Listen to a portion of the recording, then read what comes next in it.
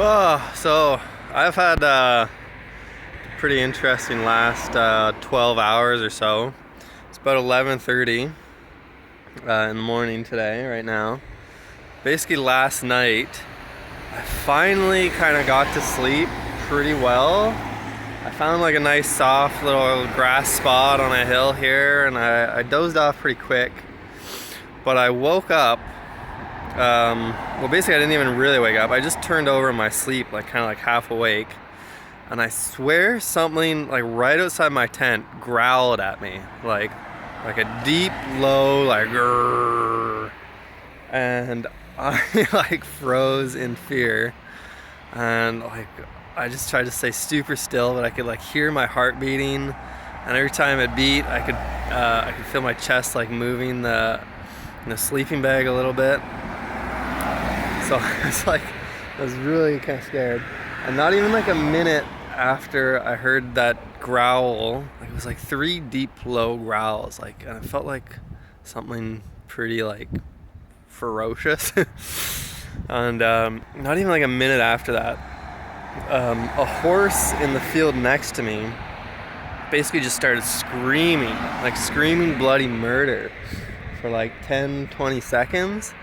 And then the screams died off into like a low, kind of painful moan. Like it literally sounded like something that like attacked a horse and was like eating it. And this was like the horse's like kind of like dying screams and gargliness. And so I was like really scared that there was like a wolf or something. I don't know. And I didn't have my knife on me either. I'd left it out on my bike outside. I was really terrified to like go outside and look. And I was trying to think like, what if this thing like tries to come in the tent or whatever? Like, how would I defend myself? I was basically like, well, I have my laptop. I could start just swinging with my laptop. I have my e-reader, my Kindle, which is like a smaller, more maneuverable version of my laptop, which might be better in the tight space of the tent. And I have my electric beard trimmer, which, like, if I turned it on and it started making the buzzing, it would probably freak the animal out a bit. And if I kind of stabbed it with the electric beard trimmer, it would probably hurt a little bit. So those are my self-defense options. But in any case, that was basically it. I didn't really hear much more. The wind was like blowing around a little, so I think I heard some more like wind rustling noises that were still kind of freaking me out, but I didn't hear any more growling or just a few odd kind of continuing moans from the horse, I assume, whatever horse thing was going on. Then today I get biking, and within 10 minutes, my back tire again basically popped. This time there was a hole in the actual tire, like in the outer tire. The fibers of the rubber had kind of worn through, and the inner tube had kind of popped out, like there was like a little bubble of an inner tube that had popped out through the tire. And as I kept riding on that, it eventually popped. So within a few minutes of setting out, basically I started like basically somewhere in that hill over there. I got maybe like, I don't know, the next town over here, next little village. And so basically it popped, and I was basically in an industrial area. So I was just walking around just these factories, and there was like no hope or anything, and it didn't even go anywhere. I was hoping like I could at least walk to the next town, but it didn't go anywhere. So I basically had to just turn around and walk back to the main road. And but on my way, a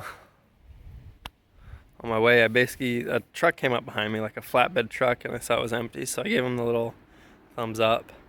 And he stopped and was kind of like, he didn't speak any English, but I was kind of like, ho bisogno un negozio di cicli, like I need a bike store, basically is what I said. And he's like, okay.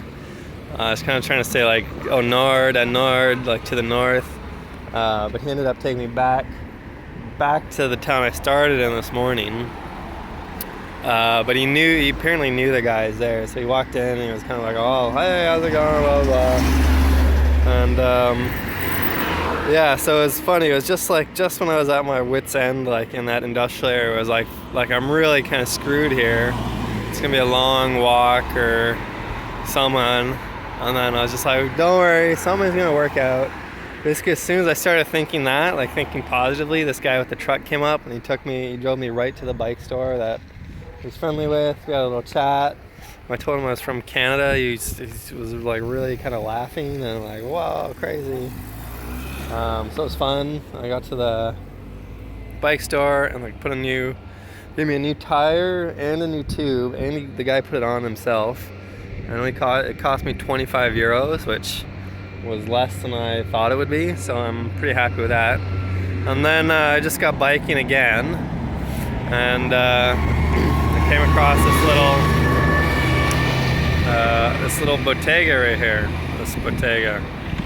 and they had lasagnas. They had like a whole like kind of oven tray lasagna for 10 euros.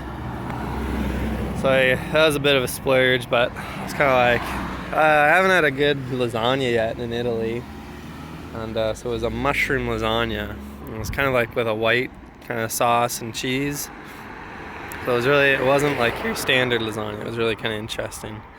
So it was good. And now I'm full of lasagna with a new tire and a really well pumped up tube. Like it's really nice and firm.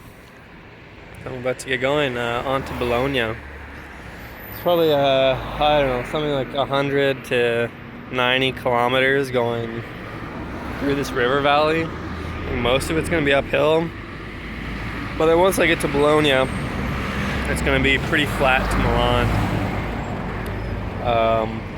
So it's going to be basically one big climb here over the next, I'm probably not going to make it today, so hopefully I can get most of the climb done today, and then tomorrow I can just go downhill to Bologna, get some spaghetti bolognese in me, and then on to like Parma, Pavia, Piacenza, maybe Modena, and Milan.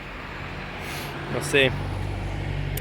But yeah, so I don't know, kind of a bit of an ordeal, but got through it all right. Yeah.